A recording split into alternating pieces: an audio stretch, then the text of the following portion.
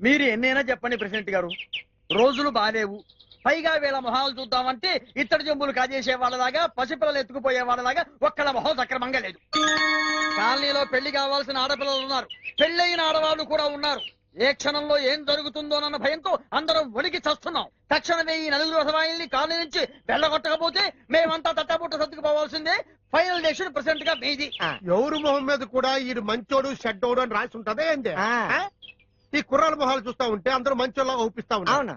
అందుకని వాళ్ళని కాలనీలో ఉండనిచ్చా. అయితే కమిటీ అభిప్రాయం తీసుకుందాం అన్నారు కాబట్టి ఏందమ్మో ఈ కుర్రాల వల్ల మీకు ఏమైనా ఇబ్బందిగా ఉందా ఏందే? ఈ కుర్రాళ్ళు వచ్చాక కరెంటు బిల్లు, వాటర్ బిల్లు వాళ్లే కడుతున్నారు.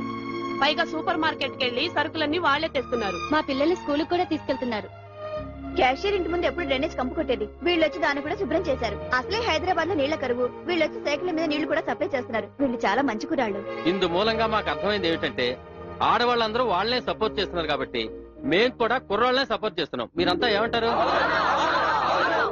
సర్లేండి, గ్రామ స్థాయి దగ్గర నుంచి జాతీయ స్థాయి దాకా లేడీస్ సపోర్ట్ కి ప్రయారిటీ. ఏమైనా బాధ్యత మీరు తీసుకుంటా ఉంటున్నారు కదా, మాకెందుకు టెన్షన్, మా జాగ్రత్తలో మేము ఉంటాం, మీ జాగ్రత్తలో మీరు ఉండండి.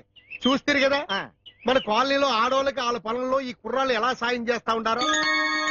వీళ్ళు ఇక పైన మీరు అన్నట్టుగా ఎటువంటి తప్పు చేయరని నేను హామీ ఇస్తా ఉంటా. అదే